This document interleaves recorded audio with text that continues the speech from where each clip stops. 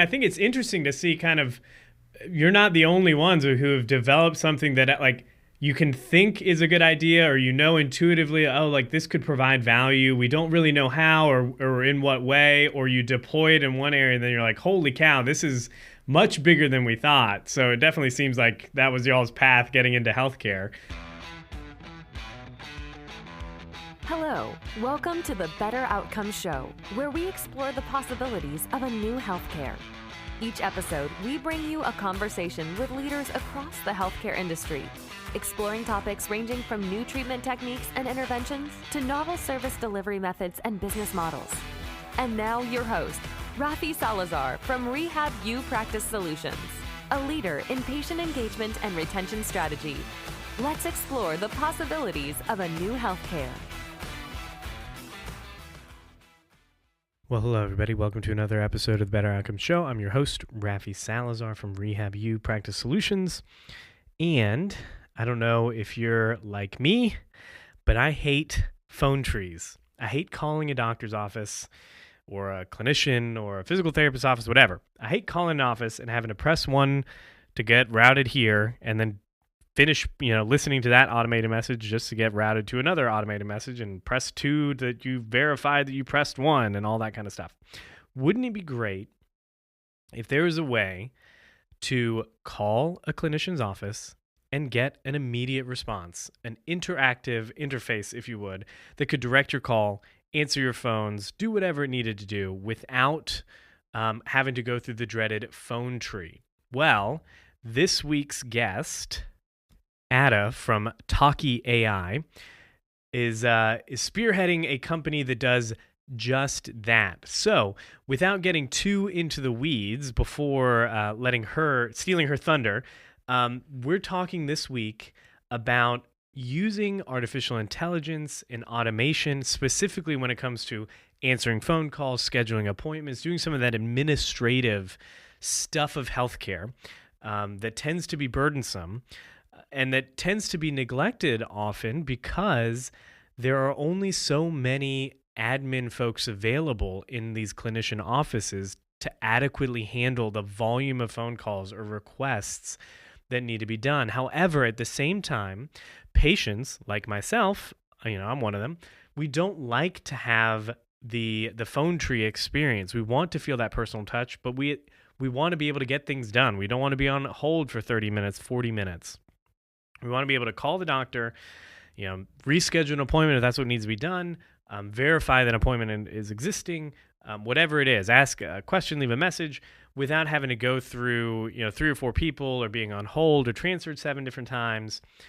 And that's what platforms like Talkie.ai help you do. They essentially, we'll kind of get into it, but they use AI in a way that doesn't strip away the human relationship, but really increases access to the clinicians, to the administrative stuff, the admin stuff of the process of care, potentially helping clinicians make better relationships with their patients. One of the big things every time we talk about AI and technology and automation in healthcare, one of the big pushbacks is, man, it's just going to really abstract the human relationship, or it's going to make it seem like we're just checking checklists or going through a phone tree, if you would, but we're going to be missing that human relationship. And if you do it right, I've always made this, this has always been my assertion with healthcare technology, is that if it's done right and employed in the right parts of the process of care, technology, automations, AI can really be used to impact and increase that patient trust, access, all of that without directly impacting the patient-clinician relationship. Obviously, like having an AI model, listen to your symptoms and, prescribe you a medication means that there's no interaction with a clinician. But using an AI model for, rescheduling an appointment or something like that seems like a really, really cool application of it that, again, increases access, decreases the risk of like a patient no showing or canceling or dropping off the schedule because they would have gotten the appointment adjusted for them, right? Without an increased tax or burden on the practice itself. So it's an interesting concept.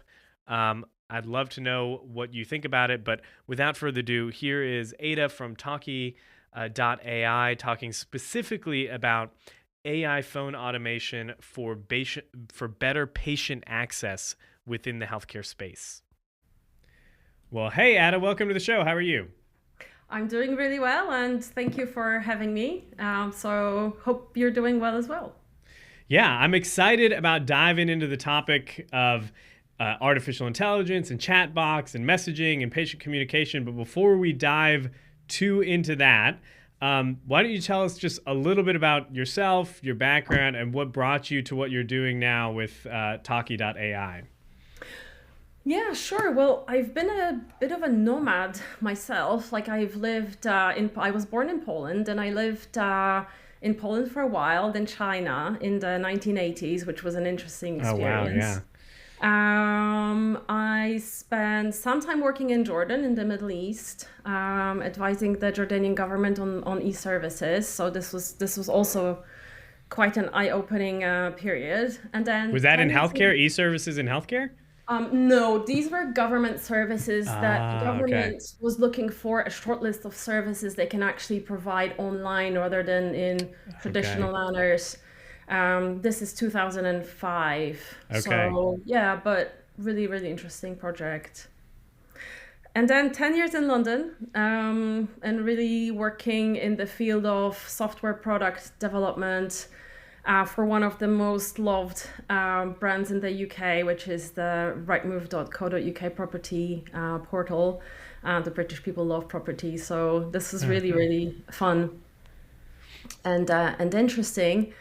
And then after 10 years in London, came back to Poland with my family, and actually, did I say I went to high school in the US? No, I didn't. Went to high school in the US in between. So the US has always been quite close to my heart. Then my accent's changed, and now it's all over the place. Yeah. So people cannot figure out where I'm from because you sound kind of American, but kind of British, and then Eastern European. And what is wrong with you? But we came back to Poland, and Poland has really become an interesting country for product development and technology development, and there is a lot of a lot of the big AI guns have Polish founders or Polish scientists. So there is a huge kind of pool of technology and product people now kind of brewing here, which is great. And I started off working in a software house as a product person, and kind of soon after I joined, we had a hackathon. And in the hackathon, some of the guys came up with an idea of a voice bot platform. So we kind of took it on from the kind of 24-hour hackathon, and we developed something that we wanted to be a universal, horizontal bot platform for people who want to build voice bots without coding skills. So this was our dream. You just move blocks around and plug and play. Magic, these voice bots appear. But when we started actually selling these bots, the platform and the service, more like an agency service, to customers in various industries. But what we soon discovered was that none of the customers wanted to commit enough budget and enough time for these bots to be of the quality that we wanted. And we ended up with products that were, they were not terrible, of course, and some of them are still being used, but we felt like it's not what we want, because we have to learn a new industry every time, create those conversations flow from time. And mind you, this is before Gen AI, this is before ChatGPT, so you really had to work from scratch. Yeah. So all this kind of frustration was piling up. So we were the thought that was maturing in us was that we need to find an industry where you will have specific conditions that make a voice bot and automation of phone conversations like the solution to a lot of the problems. We didn't want to sell stuff through the bots. We didn't just want to have marketing conversations, and we were kind of looking for this industry. And when we got our first healthcare client, just by chance, it was like we felt like these planets are aligning, like when you sign up Yeah. something with cartoons and the planets align and you're like, phew. But we needed to go through this pain of like looking for this industry before we actually noticed and we were able to pick up on the patterns on these planets aligning. Yeah. That's kind of the long journey that got us to healthcare.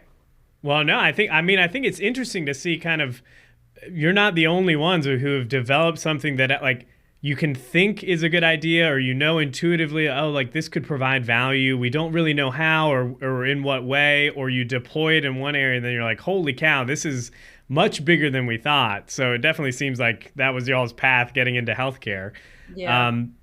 So on that topic, I guess maybe it makes sense to kind of talk a little bit about what Talkie does and then how leveraging tools like it can help patient care and outcomes and all of that. So tell us a little bit about kind of what y'all do as a company. Right. So Talkie, in the simplest terms, is like an AI agent for a front desk team at a medical practice. So we automate calls between patients and the practice over the phone. At the same time, we integrate with EHRs in order for all these calls to be able to be, end-to-end and transactional. So, for example, we start with routing calls and doing this triage of why is the person even calling? They want to ask about parking. Maybe they've forgotten when their appointment was. Maybe they want to book an appointment. So for things like prescription refills or leaving messages for providers, we actually create those notes straight in the EHR.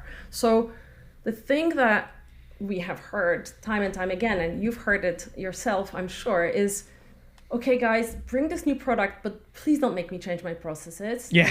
Like, I've had enough of like new products that make me change my ways. Exactly. So what we try to do is understand how the practice works and fit into that process so that we don't actually add work, but we take work away from the people who are working there. And the second thing we keep hearing is, please don't add another tool to what I'm doing. Please don't make me log in with another step. password. You know what? I already have my passwords written on my Post-it note. So again, what we try to do is understand how the UI works, where data is stored in the EHR, so that we can format our data so it ends up in the places as if any worker, any employee, any agent from that practice had inputted it. So you cannot tell the difference and it ends up where it should. Yeah. So that's roughly what we do. Yeah, no, that's very helpful. So kind of in that context then, I mean, obviously it's easy to say, oh, we want to take work away from the people doing the work, but like how specifically can things like AI and chatbots and even like automated phone calls, which we might talk about later too, because that's interesting. Like, how does that kind of technology impact the patient receiving the care, maybe, and then maybe the clinician or the admin or whoever's on the clinical side, working to provide the care? Because I imagine there's benefits on both sides, right? Right. There's so much in your question. Yeah. So let me just start a little bit with that. Just coming back a bit to that planets align. Because I think it's important to understand why healthcare in this area is special.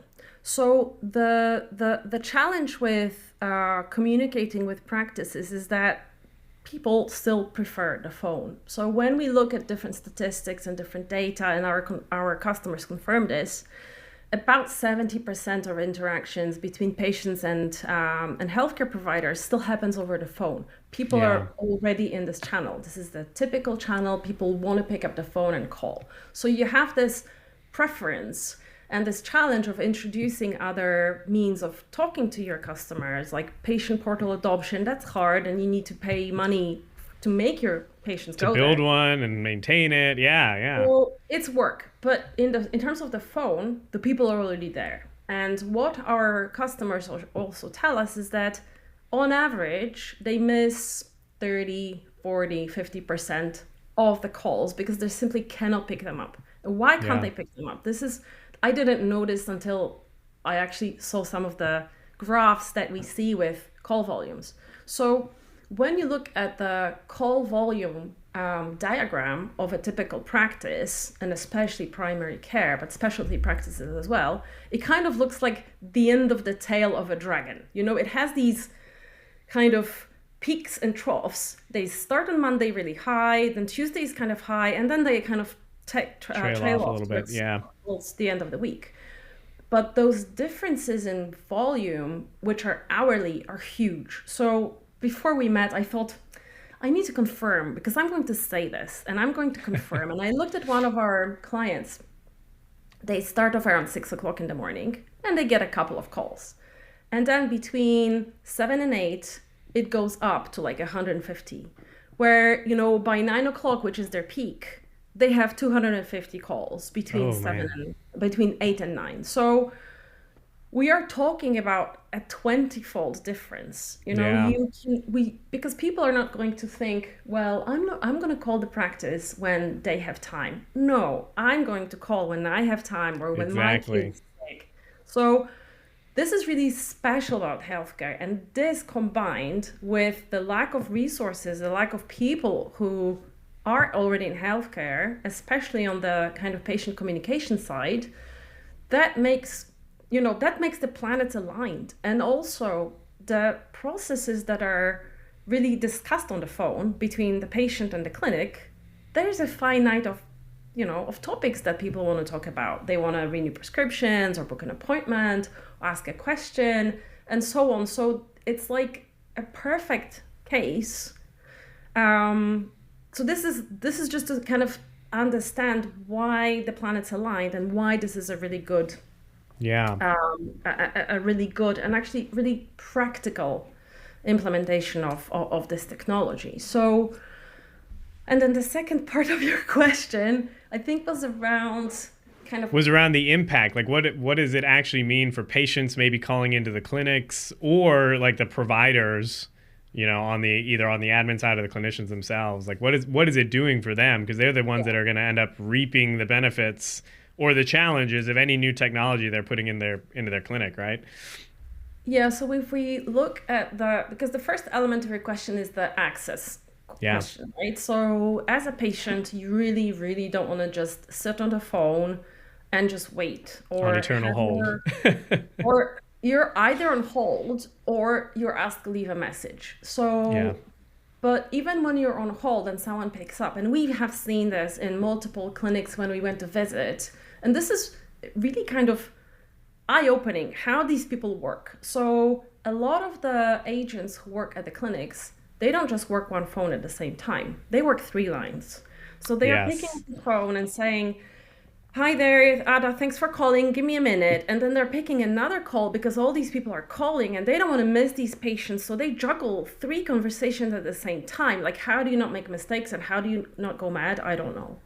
So that's the one element. And, in these conversations, they have to input data in the EHR. So it's really difficult and really stressful because you want to input the data correctly for your clinician or for your nurses to follow on this patient. But again, it's so easy to make a mistake because you're so swamped with all these conversations happening at the same time. So that's the kind of access layer. And when Talkie picks up the phone, well, first of all, there's no limit. So you never wait. As a patient, you never wait. Talkie picks up the phone and actually does a mini triage of what is the reason you're calling.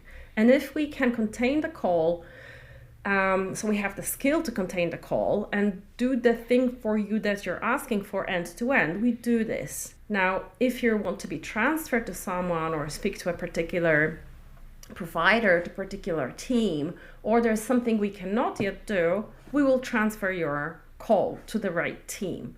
Yeah. So from that angle, you don't wait, which is great. You get your phone answered, and with the technology now, the voice is actually really, really pleasant. There's no longer, "Hi, my name is."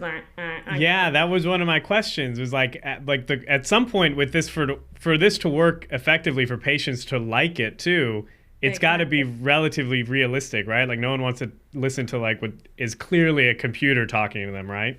Exactly. But on the other hand, you don't want to fool patients that you're a real person because people lose trust, So exactly. you have to kind of be You're walking that line. Yeah, you have to sound natural, but you cannot kind of deceive people because people hate that and then you lose trust. So what we see is that even elderly patients, they just want to get stuff done. And as long as we can be clear what information they need to provide to us and what are the next steps in the process, they do really well. And the feedback we get is that actually when patients know that this technology is going to be available, they are so much more open to it. So some of our customers have sent, for example, SMS campaigns to their patients saying, we have this new technology, there's going to be this voice AI on our front door, we're still working on it, and so on. And then the reception is really good because people know what to expect. They don't feel cheated in any way. So the more kind of education and preparation you do, and it's just a little, either put a poster up, send a text, put it up on your website, people are much more open to it. And then the second part is the friction of the people who pick up the phone. So we talked about, the phone juggling and the data entry. So what we can achieve with the bot is really precise data entry in the right places with the 100% kind of completeness.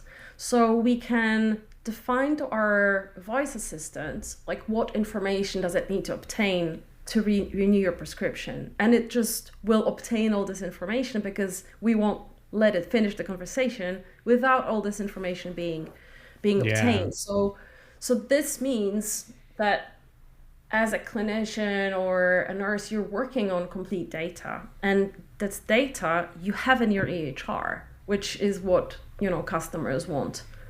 And I think that piece alone is huge. How many times has a clinician walked in and they've got like a sticky note from somebody that says, I took this note from patient so and so.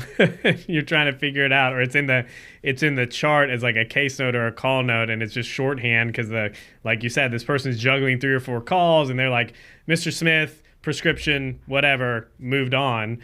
And there's valuable or vital information a lot of times that's just missing or gone or piecemealed, and the clinician needs to figure it out and kind of do some sleuthing to find out kind of what is there that I need, what do I need to go get, and what's the end of here for this patient. Yeah, and what we hear from, we go to a lot of events and people are, happy to talk to us and actually tell some of their stories. And they often tell the story of they call this the phone tag or the phone ping pong. So, they will get their patient case in their system, but it's incomplete. So they'll need to ask someone to phone the patient. The patient doesn't pick up, and it becomes like this prolonged ping pong. So by the time they have the complete information, weeks have passed or days have passed when someone really needed help within, a couple hours or days. Yeah. We've talked about it briefly, this idea of like not deceiving patients, but still providing a good experience. Like there are some people, when you talk about bots and AI and implementing technology of some kind like that into the healthcare process, they worry about, is it going to be dehumanized? Is it just going to be like a checklist? Like kind of in your view, and it sounds like Talkie's doing this pretty successfully, like do tools like this actually increase access and help decrease the friction? Like, is there a positive benefit, or is there like a real risk here of it becoming, we're just punching you through the system, it's very dehumanized, we're using technology, the big evil T, to kind of like remove that patient contact? Like what are some of your customers experiencing on that side of things? Right. I think what our customers want to do is bring back humanity to care by using our product. And when you think about something that's dehumanized, a lot of the time you actually apply it to a process that people are providing, right? You can have I'm sure there are multiple practices or multiple different settings where you can already say the process is dehumanized, even though they're not using any technology. Yeah. Because, the problem with what does it mean that something is dehumanized? And usually it means that you are treated with no empathy, you are treated with no respect for your sense of urgency or your time, without respect, you're not given information, nobody has time for you. So all these things that make a service or a product dehumanized, I don't think they're really connected to using or not using technology inherently, but with the way the service is the way provided. it's implemented. And, or you can be asked about you can be kind of interrogated in terms of, by the time you're asked, why are you really calling? Or, what is your problem? You've been interrogated on all your details and your mother's maiden name and so on. So, yeah. You know what I mean? So it's all these things happen regardless. So I think with us is because we take the burden of repetitive calls and this burden of, oh my God, I'm going to be swamped again with calls. We give the practices that breathing space that they really need.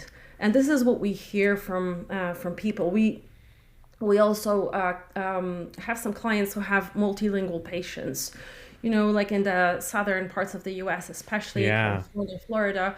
So a lot of our customers say we have a lot of Spanish-speaking patients, and we really struggle because if we don't have the person speaking fluent Spanish on call, like we have trouble communicating with these patients. And because Talkie can change language on the fly, someone can say Espanol, and then we will just switch to Spanish. Again, the Spanish-speaking population can actually communicate in the language of their preference rather than, having that two-way kind of struggle. So we can see more and more evidence that technology, I think, can bring more humanity into these processes because of the support it gives to those super busy teams that are really already on the edge. Yeah. Awesome. Cool deal. Thanks so much for taking the time. I always end with this. If there's like one or two main points, maybe about like phone calls and operations or like bots and data in healthcare, like that you would want maybe a provider to take away from the episode, like what would you want them to walk away with thinking about this idea of implementing bots or technology into their workflows? Right. So because of the integration that we already have and the kind of really close ties with the EHRs that we work with, the implementation process of the bot is so much easier than you would think. And because we focus only on healthcare, only on those processes, everything has been worked out. So it's not like an agency kind of implementation where, we are going to be going through this the first time. I checked with our implementation team, and at the moment, the configuration of the bot is about 1 week. And then the testing on your side, getting your guys ready, another 2-3 weeks. So within 3-4 weeks, you can be live, tested, and have your patients use this. And from our experience, if you prepare your patients, they're really so much more happy to use this product than you anticipate. So really, with the maturity of the technology, there's really no reason to fear. And we have, multiple clients who are saying, I don't know how I did it without the bot. Like, I don't know how I did it without it because, I can finally breathe. I finally don't have to stress. Well, and that contributes to like decreasing the risk of burnout and all kinds of stuff, right? That's awesome. That's what we hear. Awesome. Well, if people want to learn more about you or connect with you or find Talkie and maybe browse around your website or something like that, where can people go and do that? Well, our website is Talkie.ai, and you can find a lot of info there. You can also give us a ring or drop us an email, and we can show you how things work, tell you a little bit more about the scope of what we do, and and the impact it can have on your practice. So it's very easy. Awesome. Well, and we'll link to all that in the show notes so people can go and find you out. So, Ada, thanks so much. Thanks, Rafi. It was a pleasure. Well, I hope you enjoyed that conversation with Ada from Talkie.ai. Again, like listening through the conversation, I really do look at healthcare technology with a really positive lens. I know there's some folks out there that look at automation and technology and artificial intelligence as maybe threatening to jobs or something like that. And even, I was having this conversation with somebody the other day, even in the gym, about technology disrupting jobs and destroying jobs. And the reality is, like, that happens all the time. Like, to go way back in the day, think about all the people that were making buggy whips that went out of business when the car became a thing, right? Or the people that made, I don't know, what do horses use? Bridles and all that kind of stuff. All the industry that was built up around horse and carriage went away when the car came around. And are we worse for it as a society? No, right? We're markedly better because of it. And I think the same thing can be said if we're thoughtful and intentional about how we implement some of these technological solutions within the healthcare space. We can be much, much better for it as an industry and arguably as a society when you think about the impact of patient access, for example, and receiving healthcare services and the burden of the process of care, the administrative load of the process of care, and what that can do for maybe even decreasing the risk of burnout within healthcare. One of the big problems, not just on the clinician side of things, but also on the admin side of things. I have a couple friends that I speak to regularly that are practice owners across various sectors or disciplines in healthcare. And the number of times in a given month or week, even, where I'll hear from some of them about, our front office manager left, or our care coordinator left, our patient access rep left, because they needed something that was less stressful, is a real thing. And I think we focus a lot of time on the clinician burnout piece, because obviously if you don't have clinicians, you don't have healthcare, and that's like a big issue, like the forefront of the equation. But there's also the need to support all the administrative functions of delivering care. And if we lose patient access coordinators, the front office managers, people that are oftentimes the first point of contact for a patient seeking services, if we lose all the good ones, you're left with more burnout, oftentimes less access, increased barriers. You get those policies and procedures at organizations that really put a barrier to patients calling an office, simply because they don't want to overwork the limited staff that they have, right? So I'm always hopeful for applications like phone automations or answering services or like patient portals and things like that, to really get to really improve access and decrease really just the burden or the barriers that keep patients from scheduling that appointment, from rescheduling that appointment, from seeing their clinician. I mentioned patient portals just a second ago, and I think maybe we discussed it here, that like patient portals are great and they're wonderful, but only 30% roughly of patients use a patient portal. The majority of people that are receiving healthcare services, 70% plus, want to speak to somebody. They want to call on the phone, get an answer, and be done with it. They don't want to have to log in. They don't have to navigate a portal. Maybe some of that might be the demographics of the patients that are receiving care. We've got an aging population here, especially in the United States, and maybe that's part of it. But I think a lot of it too is just the ease of access of picking up the phone and getting, for lack of a better term, direct from the horse's mouth, the answer that you're looking for, right? I know I'm that way. Somebody will send me a text sometimes, and I'll either shoot them a voice note back or I'm calling them, because it's like I don't want to text back and forth 17 times. I'd rather just get it on the first time on a conversation with you.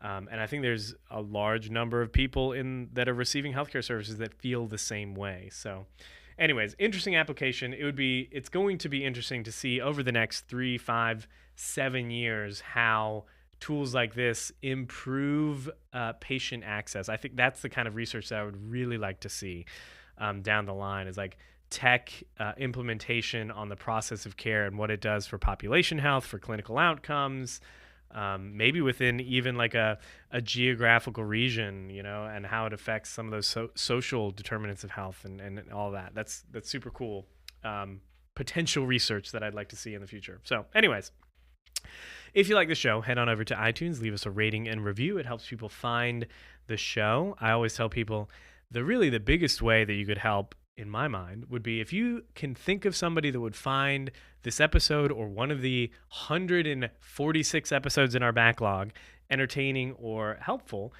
send them the episode. Just share the podcast with them. That's a good way to share the message and get us out there in the world. We are in early 2025. We're booking out speaking engagements into mid-2025 already. So if you are interested in that, you can head on over to speaking.raffisalazar.com to learn more about that.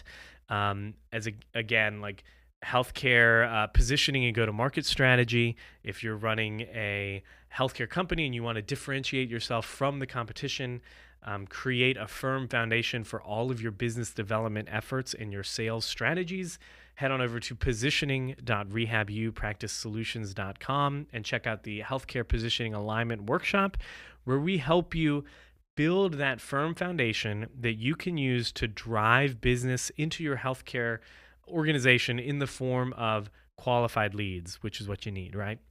Again, you can learn more about that at positioning.rehabupracticesolutions.com. Last but not least, if you want to keep up with the show, see all the backlog of episodes, sign up to get notifications when we drop a new episode, all that kind of stuff, you can check out betteroutcomes.show. That's www.betteroutcomes.show. You can also get a link to the book there, Better Outcomes, A Guide to Humanizing Healthcare, which is book.betteroutcomes.show. Until the next time, folks, be safe, be healthy. I will talk to you then.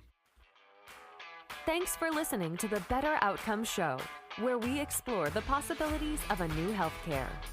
Our hope is that you walk away from each episode informed, equipped, and empowered to push the boundaries in your own practice or business.